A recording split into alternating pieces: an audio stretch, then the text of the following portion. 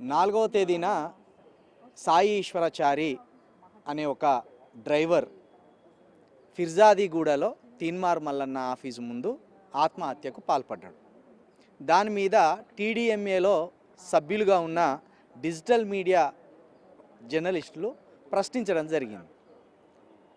ఈ సాయి ఈశ్వరాచారి గారు ఎందుకు అసలు తీన్మార్ మల్లన్న ఆఫీస్కి వచ్చిండు? ఒకటి వచ్చిన వ్యక్తికి ఈ తీన్మార్ మల్లన్న కావచ్చు, లేకపోతే ఆయన ఆఫీస్లో ఉన్న సభ్యులు కావచ్చు, ఆయనకు ఏమని ఇంజెక్ట్ చేసిండు, ఆయనను మానసికంగా ఎట్లా ట్రాప్ చేసిండు, ఆయన ఎందుకు ఆత్మహత్యకు పాల్పడ్డాడు అనే అంశాలతో కూడిన వీడియోని నాతో పాటు చాలామంది డిజిటల్ మీడియాలో ఉన్న జర్నలిస్టులు ప్రశ్నించడం జరిగింది. దాని మీద ఆయన ఒక 10-15 పోలీస్ స్టేషన్లలో 7 ఛానళ్ళ మీద ఆయన కేసు నమోదు చేయాలని ఫిర్యాదు ఇవ్వడం జరిగింది. మేమేమంటున్నామంటే, మేము ఉన్నదే ప్రశ్నించడానికి, మేము ఉన్నదే సమాధానాలు రాబట్టడానికి.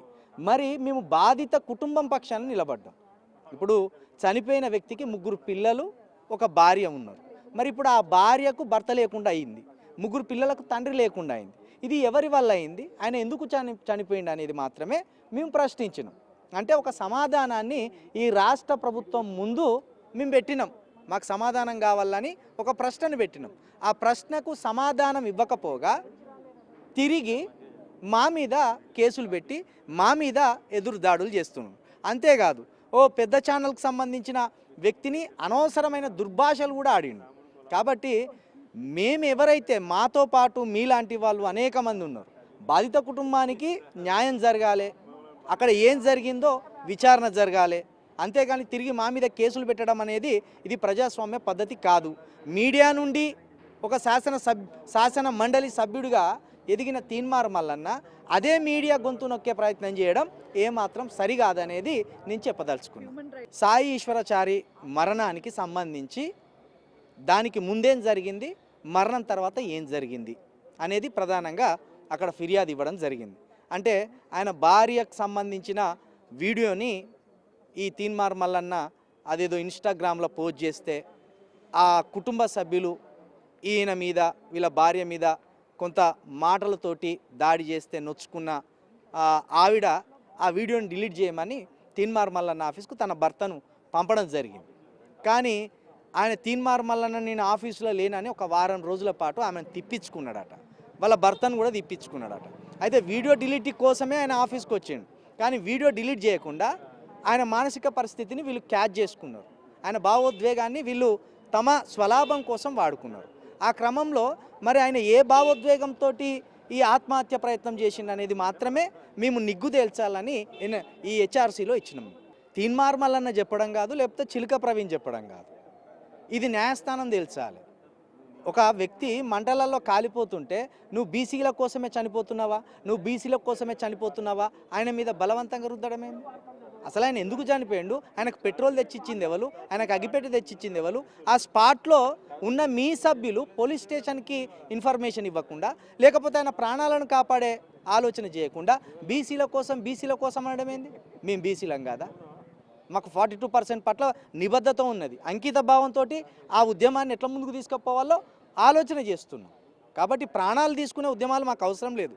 చాలు, తెలంగాణ ఉద్యమంలో 1200 మంది ప్రాణాలు కోల్పోయింది. ఇక బీసీ ఉద్యమంలో ఒక్క ప్రాణం కోల్పోవద్దు. ప్రాణం కోల్పోకుండా 42% రిజర్వేషన్ని సాధించాలని మేము చెప్తున్నాం. మల్లన్న ఇష్యూ వస్తే ఈశ్వరాచారి మరణం వెనుక ఉన్నటువంటి వాస్తవాలు ఏమిటి అనేటటువంటిది ఇక్కడ మాకు తెలియాలి. బీసీ ఉద్యమం అంటే ఏంటండి? బీసీలను అవేర్నెస్ చేయడం, వాళ్ళ ఎడ్యుకేషన్ మీద, వాళ్ళ రిజర్వేషన్స్ మీద, అలాగే వాళ్ళకి సంబంధించినటువంటి సమస్యల మీద పోరాడటం. అది పక్కన పెట్టి 24 గంటలు జనాన్ని తిడుతూ, మందిని తిడుతూ, అలాగే ఇంకా ఏదో అంటే ఒక రాజకీయ నాయకుడి పాత్ర పోషించాడు. ముందేమో యాంకర్ అయ్యాడు, యాంకర్ తర్వాత జర్నలిస్ట్ అయ్యాడు, జర్నలిస్టు తర్వాత ఒక బీసీ నాయకుడు అయ్యాడు, బీసీ నాయకుడు తర్వాత రాజకీయ నాయకుడు అయ్యాడు. అంటే రంగులు మార్చి ఊసర వెళ్ళిలాగా తయారవుతూ మీరు తయారవ్వండి, మాకేం అభ్యంతరం లేదు. కానీ ప్రశ్నించినందుకు మరి నువ్వు ఇతగాడు జర్నలిస్ట్ అని చెప్పేసి పేరు పెట్టుకున్నప్పుడు ముఖ్యమంత్రులనే ప్రశ్నించాడు, అలాగే ప్రతిపక్ష నాయకుల్ని ప్రశ్నించాడు. విపరీతంగా పొద్దున్నే లెగిస్తే మార్మోగిపోయేది ఆయన మీడియా హౌస్ మొత్తం కూడాను. మరి అదే ప్రశ్న నువ్వు రాజకీయ నాయకుడు అయినప్పుడు మీడియా వాళ్ళు ప్రశ్నించరా? ప్రశ్నించినందుకు మహిళలని కూడా చూడకుండా మహిళల మీద కూడా కేసు పెట్టించినటువంటి ఉదంతో నేను దీన్ని తీవ్రంగా ఖండిస్తున్నాను.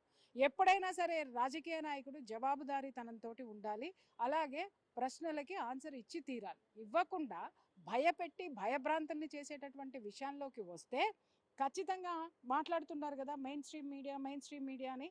మెయిన్ స్ట్రీమ్ మీడియా కనుక మల్లన్న విషయంలో కలగజేసుకుంటే నేను నిజంగా చెప్తున్నాను, మల్లన్నకు పుట్టగతులు ఉండవు.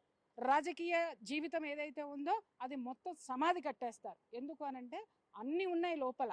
కాబట్టి రాజకీయ నాయకుడిగా ఎదగాలి అనుకున్నప్పుడు కలుపుకొని పోవాలి. అన్ని వర్గాలతోటి అందరితోటి సామరస్యంగా ఉంటేనే, వాళ్ళ మద్దతు ఉంటేనే మనం ఏ ఉద్యమాన్నైనా సరే మనం సాధిస్తాం.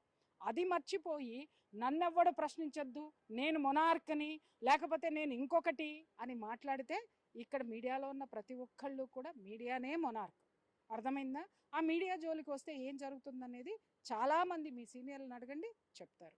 కాబట్టి ఇక్కడ ఆయన చర్యల్ని గర్హిస్తూ, అలాగే ఆ ఈశ్వరాచారి గారి మరణం వెనక ఉన్నటువంటి వాస్తవాలు మాకు కావాలి. ఇదే ఈశ్వరాచారి మరణం వెనుక ఉన్నటువంటి నిజాలే, వాస్తవాలు ఏంటనేది బయట పెట్టాలి. సమగ్రమైనటువంటి విచారణ, ఇన్వెస్టిగేషన్ జరగాలి. ఆ పోలీస్ రిపోర్ట్ ఏదైతే ఉందో అది ప్రెస్ మీట్ పెట్టి పోలీసులు ఖచ్చితంగా జనాలకి, మీడియాకున్న ప్రశ్నలన్నీ జనం మధ్య నుంచి వచ్చేటటువంటి ప్రశ్నలే, అది ప్రజలకు వివరించాల్సినటువంటి అవసరం ఉంది. నేను తీన్మార్ మల్లన్న చేసిన సహాయం పైన ఒక వీడియో చేసిన. సరే, సహాయం చేయడం గొప్ప పనే. ఒక మనిషి సహాయం కోరి నీ దగ్గరకు వచ్చిండ్రు, నువ్వు వాళ్ళకి సహాయం చేసినావంటే బాగానే ఉంది. కానీ నేను వీడియోలో అడిగింది కూడా ఇదే, ఇప్పుడు మళ్ళీ కూడా అడుగుతున్నా నేను. ఏంది అని అంటే, మన పెద్దలు మనకు నేర్పింది ఏంది, నువ్వు సహాయం ఈ చేతం చేస్తే ఈ చెయ్యికి కూడా తెలవద్దు అంటారు. కానీ నువ్వు చేసింది ఏంది, నీకు ఆల్రెడీ ఫాలోవర్స్ ఎక్కువ, ఎవరు పడితే వాళ్ళు చూస్తూనే ఉంటారు నీ వీడియోలు. అట్లాంటప్పుడు ఒక చిన్న సహాయం చేసి, పాపం గతి లేక లవ్ మ్యారేజ్ చేసుకొని అటోళ్ళు ఇటోళ్ళు సపోర్ట్ చేయకపోతే ఆ పిల్ల 3 పిల్లలకి తినిపించేటందుకు కూడా ఏం లేక, రెంట్కి ఏం లేక నీ దగ్గరకు వచ్చి అడిగితే నువ్వు చేసే పని ఇది. తీసుకుపోయి ఆ వీడియోని ఇన్స్టాగ్రామ్లో నీ పేజ్లో పెట్టుకో, అన్నిట్లో పెట్టుకొని ప్రతి దాన్ని కూడా నువ్వు వ్యూవర్షిప్ కోసము, పైసల కోసం, వీటి కోసమే నువ్వు వాడుకుంటా అంటే వేరేళ్ళ జీవితాలు ఏం కావాలి? బీసీల పోరాటం చేస్తావు, ఒక పార్టీ పెడతావు. మరి బీసీల పోరాటం, బీసీలకి నువ్వు ఏం చేస్తున్నావు అనేది చూపించుకోవాల్సిన అవసరం ఏంది? నువ్వు జనాల మధ్యలో తిరిగి నువ్వు చేసుకుంటూ పోతే జనాలే నీకు ఓట్లు వేస్తారు, జనాలే నీకు పబ్బం కడతారు. కానీ అదంతా వదిలిపెట్టేసి నేను ఇగో ఇది చేసిన, నీ 20,000కి ఇప్పుడు ఇంత కథ జరగాల, ఇంత ఫ్యామిలీ నాశనం అయిపోవాలా, తర్వాత నువ్వు 15 లక్షలు ఇచ్చి సెటిల్మెంట్ చేసుకున్నావు అది ఇది అనేసి ఏదో అంటున్నారు. దాని సంగతి కూడా బయటికి రావాలి. మరి ఇవన్నీ కాకుండా జస్ట్ ఒక 6 సెకండ్స్ 8 సెకండ్స్ వీడియో బయట పెట్టినావు, ఏమర్థమవుతుంది దాంట్లో? మొత్తం అదే ఒకవేళ నీ ఆఫీస్ పైన బీఆర్ఎస్ వాళ్ళు వచ్చి ఎవరో మనుషుల్ని పెట్టించి నీ ఆఫీస్ని మొత్తం కుల్లవుడు చేసిండ్రు, ముక్కలు చేసిండ్రు, నీ కంప్యూటర్లు ఎత్తేసిండ్రు, బెంచులు వలగొట్టిర్రు, అద్దాలు వలగొట్టిర్రు అన్నది మాత్రం ఫుల్ వీడియో వేస్తావు. అంటే నీ ఆఫీసు పైన వేరే పార్టీ వాళ్ళు లేకపోతే పలానోళ్ళు కవితక్క చేయించింది నా ఆఫీసు పైన ఈ దాడి అని చెప్పేసి నువ్వు వేసిన రోజు ఎంత పెద్ద వీడియో వేసినావు, ఎన్నిసార్లు రిపీటెడ్గా వేసినావు. కానీ ఈ రోజు ఈ వీడియోని మాత్రం ఎందుకు 6 సెకండ్లు 8 సెకండ్లు వేస్తున్నావు? దానికి సమాధానం చెప్పే ఇది లేదా నీకు? అంటే బీసీల కోసం నువ్వు ఏం చేద్దాం అనుకుంటున్నావు? నేను ఇంతకుముందు కూడా నిన్ను అడిగినా, ఇప్పుడు కూడా నిన్ను అడుగుతున్నా, కులంలా మతానికి ఎక్కడి నుంచి రిజర్వేషన్ వస్తుంది, దానికి సమాధానం చెప్పవెందుకు? దాన్ని ఎందుకు అడగవు? పోరాటం ఎత్తుకున్నోనివి న్యాయంగా ఎత్తుకో, చిత్తశుద్ధితోని చెయ్యి, అందరూ నీ వెనక నడుస్తారు. లేదు నువ్వు ఇట్లా అడ్డగోలుగా చేస్తానంటే బీసీలే తంతరు, అది గుర్తుపెట్టుకో. అదొకటే నేను చెప్పాలనుకున్నది. సో దయచేసి ఎవరైతే చూసిండ్రో ప్రతి ఒక్కరు, అంటే నాకైతే నేను పుట్టినప్పటి నుంచి వెళ్ళి నా ఇంట్లో కానీ, అంటే తెలంగాణలో మొగోళ్ళ కాళ్ళు ఆడపిల్లలు ఎక్కడ ముఖ్యంగా నేను చూడలే. భర్త అయితేనో, అత్త అయితేనో, మామ అయితేనో తప్పితే, అదే ఒక అన్న అని ఒక ఆడబిడ్డ వచ్చింది నీ దగ్గరికి, నువ్వు దాంతో కాలు మొక్కించుకుంటావా? కాలు మొక్కించుకునే పద్ధతి ఏడికెళ్ళి వచ్చింది? ఎవరిని నేర్పింది నీకు ఆ రీతి? అది దానికి ఆన్సర్ చెప్పవా? ఇట్లాంటివి ఎన్నో విషయాలు ఉన్నాయి నిన్ను అడిగేవి. నేను ఫోన్ చేస్తే కూడా ఎత్తలేదు. నేను ఫోన్ చేసి నేను నీతో మాట్లాడేది ఉంది, నిన్ను అడగాల్సిన ప్రశ్నలు ఉన్నాయి అని చెప్పేసి ఫోన్ చేస్తే ఎత్తలేదు.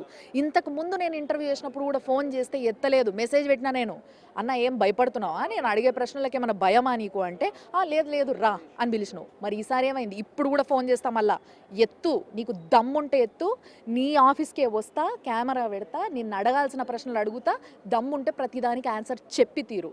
చెప్పాల్సిన అవసరం నీకు చాలా ఉంది. నువ్వు ప్రజల్లో ఉన్నావు, నువ్వు ఇప్పుడు ఒక మెట్టు ఎక్కాలనుకుంటున్నావు, రాజకీయంగా ఒక పార్టీ పెట్టుకున్నావు, నీకు సపోర్ట్ కావాలి అని అంటే అడిగిన ప్రశ్నలన్నిటికీ కూడా సమానం చెప్పు.